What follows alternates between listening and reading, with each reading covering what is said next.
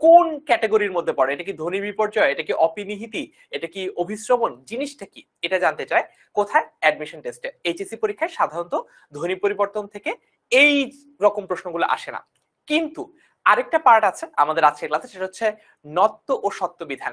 নত্ব সত্য বিধান কি? নত্ব সত্য বিধান বলতে সাধারণত বোঝানো হয় যে কোন ধরনের বানানে, একটা শব্দের বানানে কি মূর্ধন্য বসবে নাকি একটা শব্দের বানানে মূর্ধন্যস্ব বসবে, এবং কখন বসবে কখন বসবে না, এই সকল জিনিসপত্রের নিয়ম রীতি নিয়েই আসলে নত্ব সত্য বিধানের সকল আলোচনা। এখন নত্ব সত্য বিধান সম্পর্কে কিভাবে এইচএসসি পরীক্ষায় প্রশ্ন আসে আর কিভাবে অ্যাডমিশন টেস্টে প্রশ্ন আসে, দুইটাই আমি তোমাদেরকে বলে দেই, ঠিক আছে? তোমাদের কাজে লাগবে, একটু মনোযোগ দিয়ে শোনো। নত্ব বিধান সম্পর্কে, নত্ব বিধানের 5টি নিয়ম লিখো। এইচএসসি পরীক্ষায় এভাবে প্রশ্ন আসে। এইচএসসি পরীক্ষায় প্রশ্ন কি আসে? এইচএসসি পরীক্ষায় প্রশ্ন আসে নত্ব বিধানের 5টি নিয়ম লিখো। 5টি কি করো? 5টি নিয়ম লিখো। এইচএসসি পরীক্ষায় প্রশ্ন আসে সত্য বিধানের, যদিও সত্য বিধান সম্পর্কে প্রশ্ন অপেক্ষাকৃত কম আসে, নত্ব বিধান সম্পর্কে প্রশ্ন বেশি আসে। 5টি নিয়ম লিখো, একদম সরাসরি এভাবে প্রশ্ন করা হয়। অথবা অথবা বলা হয় এইচএসসি পরীক্ষায়, এটা গেল প্রশ্ন প্যাটার্ন 1। প্রশ্ন প্যাটার্ন 2, আরেকটা প্যাটার্নে কি ধরনের প্রশ্ন আসে? নিচের শব্দগুলোর শুদ্ধ বানান লিখো। অর্থাৎ তোমাকে 8টা শব্দ দেওয়া হবে, 8টা শব্দ দিয়ে, তোমাকে 8টা শব্দ দিবে, তোমাকে ওখান থেকে যে কোনো 5টা শব্দের শুদ্ধ বানান লিখতে হবে। এখন ওই শুদ্ধ বানান লেখার জন্য তোমাকে শুধু নত্ব সত্য বিধান জানলেই হবে না, তোমাকে অন্যান্য বানানের নিয়মগুলো জানতে হবে। তবে নত্ব সত্য বিধান থেকে অ্যাটলিস্ট 2 থেকে 3টা শব্দ, এই যে 8টা শব্দের মধ্যে, এই 8টা শব্দের মধ্যে অ্যাটলিস্ট 2 to 3 ওয়ার্ডস কোত্থেকে পাবা তোমরা? তোমরা পাবা হচ্ছে এই নত্ব ও সত্য বিধান থেকে। বুঝতে পেরেছো? এবং সবচেয়ে ইন্টারেস্টিং ব্যাপার হচ্ছে তোমার এই যে 2টা প্যাটার্নের প্রশ্ন আসবে, এই 2টা প্যাটার্ন হচ্ছে কিসের আন্ডারে আসবে? এটা হচ্ছে বানান। টপিকটার নাম হচ্ছে বানান, ঠিক আছে? এখন বানান নিয়ে এইচএসসি পরীক্ষায় কি রকম ভাবে প্রশ্ন আসে? বানান নিয়ে প্রশ্ন আসে, বলা হয় যে বানান সম্পর্কিত একটা থেকে রচনামূলক ধরনের প্রশ্ন, আরেকটা থেকে একটু অবজেক্টিভ টাইপের প্রশ্ন। আমি একটু বলি। বানান একদম, একটা হচ্ছে একদম ডেসক্রিপটিভ লেখা, ডেসক্রিপটিভ লেখা। এখন কি রকম ডেসক্রিপটিভ লেখা? এই যে মনে করো নত্ব সত্য বিধানের 5টি নিয়ম লিখো এবং উদাহরণ সহ বোঝাও, এটা হচ্ছে একটা ডেসক্রিপটিভ প্রশ্ন। যদি তুমি পুরোপুরি লিখতে পারো 5-এর মধ্যে হয়তোবা তোমাকে, খুব ভালো লিখলে উদাহরণ সহ 4.5-এর মতো দিবে, আবার 5ও দিতে পারে ইচ্ছা। পরীক্ষক চাইলে কোনো কারণ ছাড়াই এই ধরনের প্রশ্ন, ডেসক্রিপটিভ প্রশ্নে কোনো কারণ ছাড়াই চাইলে 0.5 কেটে রাখতে পারেন। এটার কোনো ব্যাখ্যা নাই কেন 0.5 আসলে একজন পরীক্ষক কেটে রাখেন। কাটা উচিত না অবশ্যই, যদি তুমি সবকিছু ঠিকঠাক মতো লিখো। বাট আরেকটা অথবা প্রশ্ন আছে, মানে একটা তো ডেসক্রিপটিভ প্রশ্ন, এটার একটা বা আছে। এই ধরনের প্রশ্ন উত্তর করব, অথবা আমরা একটা অবজেক্টিভ টাইপের প্রশ্ন উত্তর করব। অবজেক্টিভ টাইপ কোনগুলো? এই যে এইগুলো হচ্ছে আমাদের অবজেক্টিভ টাইপের প্রশ্ন। তোমাকে 8টা অশুদ্ধ বানান, 8টা শব্দ দেওয়া হবে যেগুলো অশুদ্ধ বানানে লেখা থাকবে, সেখান থেকে যে কোনো 5টা সিলেক্ট করে তুমি শুদ্ধ বানানটা লিখবা। এটাই হচ্ছে আমাদের অবজেক্টিভ টাইপের প্রশ্ন, ঠিক আছে? এবং এইখানে তুমি যদি 8টার মধ্যে 5টা বানান শুদ্ধ করে লিখতে পারো, তাহলে তোমাকে কোনো নম্বরই কাটা হবে না, তুমি 5-এ 5 পেয়ে যাবা, একদম ডিরেক্ট 5-এ 5 পেয়ে যাবা।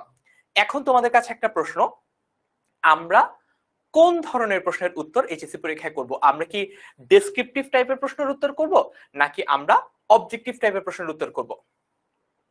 বলো দেখি। এইচএসসি তে কিভাবে আসবে? শামীম, সুমাইয়া, ইতি, মাত্রই বললাম। বুঝতে পেরেছো? এইচএসসি পরীক্ষায় কিভাবে আসবে? এইচএসসি পরীক্ষায় কিভাবে আসবে বুঝতে পেরেছো? এইচএসসি পরীক্ষায় বানানের নিয়ম থেকে 2 ধরনের প্রশ্ন আসে। একটা হচ্ছে তোমার ডেসক্রিপটিভ প্রশ্ন, রচনামূলক, যেখানে লিখতে হয়, মানে মনে করো বানানের 5টা নিয়ম লিখো, অথবা নত্ব বিধানের 5টা নিয়ম লিখো, অথবা সত্য বিধানের 5টি নিয়ম লিখো, এরকম 5টা প্রশ্ন লেখা হবে, ঠিক আছে? এরকম লেখা হবে 5টা, ঠিক আছে? এখানে যদি ঠিকঠাক মতো উদাহরণ সহ লিখতে পারো, তাহলে হয়তো বা 5-এ 4.5 পর্যন্ত দিতে পারে। যেখানে তোমার সময়ও লাগবে বেশি, হয়তোবা একটা ডেসক্রিপটিভ প্রশ্ন লিখতে হয়তোবা তোমার 10-12 মিনিট সময় লাগবে। অন দা আদার হ্যান্ড, তুমি একটা চার্ট করবা, এরকম 8টা শব্দ দেখবে উপরে অশুদ্ধ, সেখান থেকে একটা এরকম টেবিল করবা, এরকম টেবিল করে লিখবা হচ্ছে প্রদত্ত শব্দ, এখানে লিখবা হচ্ছে প্রদত্ত শব্দ, আর এখানে লিখবা হচ্ছে শুদ্ধ বানান, ঠিক আছে? শুদ্ধ বানান।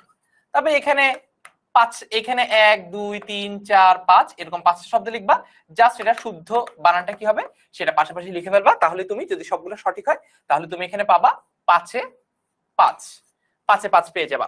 কোন ধরনের উত্তর করব? আমি সবসময় আমার শিক্ষার্থীদেরকে সাজেশন দিই আমরা অবজেক্টিভ টাইপের প্রশ্নের উত্তর করব, কারণ অবজেক্টিভ টাইপের প্রশ্নের উত্তর করলে 1 নম্বর কথা হচ্ছে কোনো নম্বর কাটা যাওয়ার সুযোগ নাই। তুমি যদি শুদ্ধ লিখো তুমি 5 এ 5 পাবা ডিরেক্ট, কোনো নম্বর কাটা যাবে না। That's number 1। নাম্বার 2 হচ্ছে লিখতে সময় কম লাগে।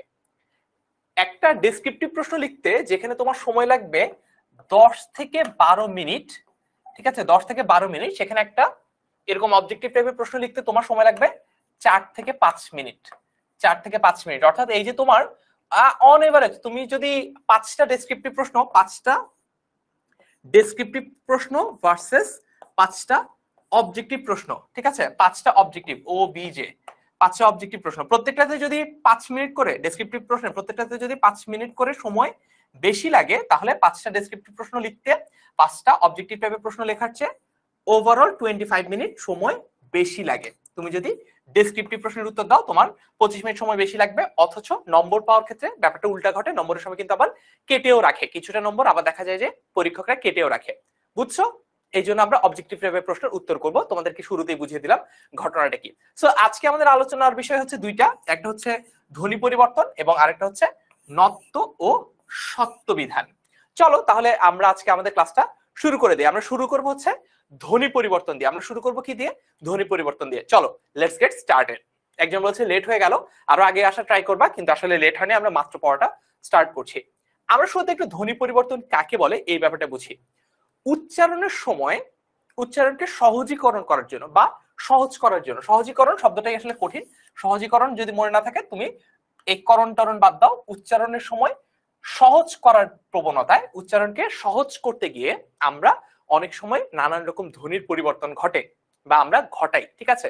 রিক্সাকে আমরা বলি হচ্ছে রিস্কা, সিগন্যালকে মনে আছে বাসে আমরা সিগন্যালকে বলি হচ্ছে কি বলি, সিগন্যালকে বলি হচ্ছে সিঙ্গেল, ঠিক আছে। হ্যাঁ, এইরকম করে যখন ধ্বনির পরিবর্তন ঘটাই নিজেদের উচ্চারণের সুবিধার্থে, যেমন আমরা অনেকে 3 উচ্চারণ করতে পারি না, এই যে এটা উচ্চারণ করতে পারি না, আমরা বলি হচ্ছে 3, ঠিক আছে।